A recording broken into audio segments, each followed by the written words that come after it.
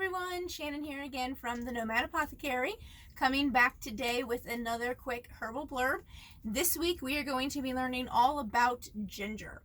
I know most of you all probably have ginger in your house, and you usually only use it for like the winter and autumn baking that we all tend to do, but it does have a lot of other medicinal properties that you can also use it for, so it is a great herb to know about.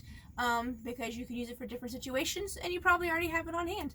So ginger is a great GI tract herb. It is fantastic for the GI system, and that is one of its main uses. We will learn more in just a minute.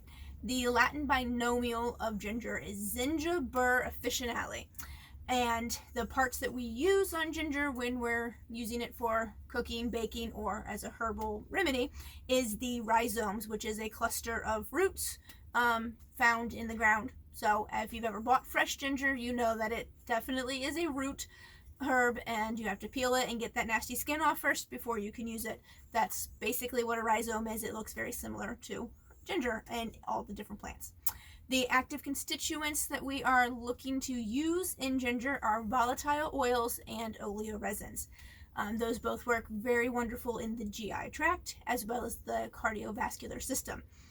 The therapeutic actions that we are looking for and that we use ginger for the most is it's an antiemetic, it's an antispasmodic, it's a carminative, which we learned last week means that it helps expel trapped gas in the digestive system. It is a digestive, which means it helps the digestive system digest food. Ironic name there, huh? It's an antimicrobial, and there's many more that we just don't have time to get into in this little quick session that we're doing. We use this in the GI tract mainly for helping decrease pain and spasms. It helps really well with like IBS cramping that a lot of us get who have IBS. It can help with nausea and vomiting from motion sickness, pregnancy, or post-op nausea and vomiting after like a surgical procedure. It is also safe during pregnancy, so it's a wonderful thing to try if you're feeling really sick, nauseated, have terrible morning sickness. It's kind of something you can try first if you're not really wanting to go on the hard, strong meds while you're pregnant, which is understandable. It is definitely safe for the fetus during pregnancy. It is also great for relieving bloating, which is what the carminative properties do, and it can help with stomach pains. If you've had a stomach bug and you're kind of feeling that little queasiness still, after it's over, you can take ginger to help calm that queasiness down and get your tummy back to normal so that you can go back to eating regularly and feeling better. It is also a really good circulatory stimulant, which, like we learned last week, is a herb that helps dilate the blood vessels and decrease the load on the heart and the work and make everything easier for the heart and take some of that work away from it. It's also good for if you have a cold or sinus infection or anything like that where you're lots of mucus and crap built up. It helps decrease respiratory spasms and thin out mucus so that you can expectorate that out and get it out of your body and away so that it can help decrease the illness length of time.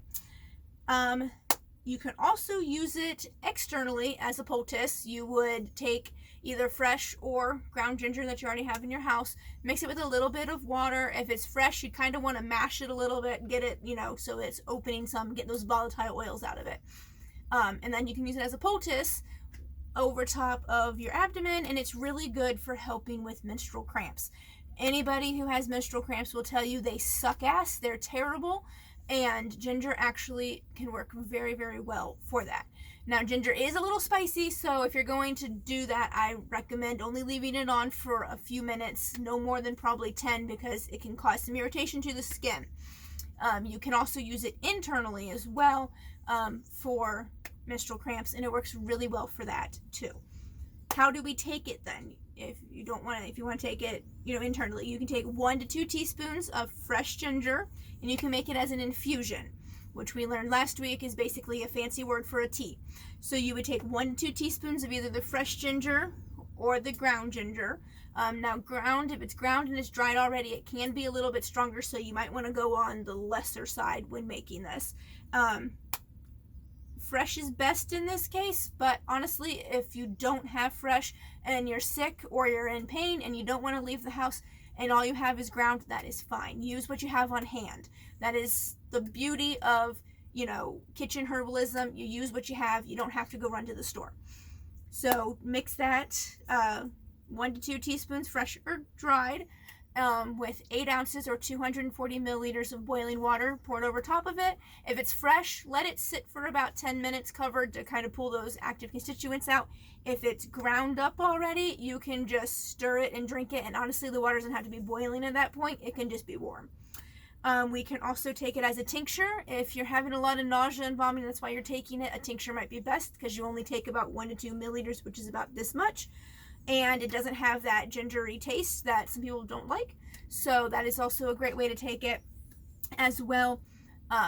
If you do take it as a tincture, check the bottle for the strength and the dosing that particular tincture manufacturer recommends. If you purchase it from me, I will give you the dosing instructions for my strength. There are a couple contraindications, meaning reasons we shouldn't take ginger. If you are on anticoagulants such as Coumadin, Plavix, Xarelto, Eliquis, anything like that, you shouldn't be taking copious amounts of ginger. It's fine if you're going to eat like a piece of pumpkin pie. It's not going to hurt you.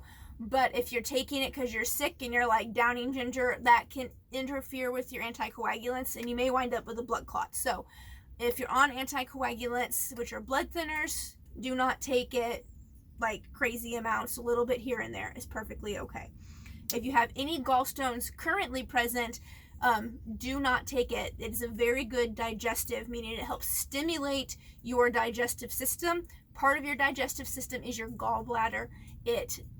When you eat, it squirts bile out into your digestive system to help break things down, move things along.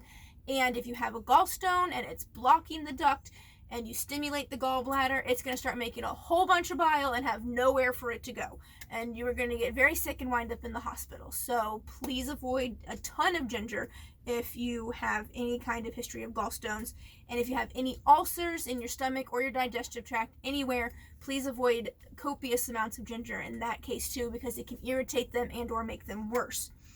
So that is everything for today about ginger. I hope you all liked what you heard. If you have any questions or comments, put them below. If you are watching this on Facebook, please like and subscribe. I would love that. If you're on Facebook, I would love it if you would like my page. If you are watching this on Instagram, I would love it if you would follow me. Also, if you have any questions, concerns, any things, and you just want maybe some more information, I also have a Facebook group by the same name, the Nomad Apothecary with Shannon, and you can look me up and we will do all kinds of learning together. All right, hope you all have a great day. Bye.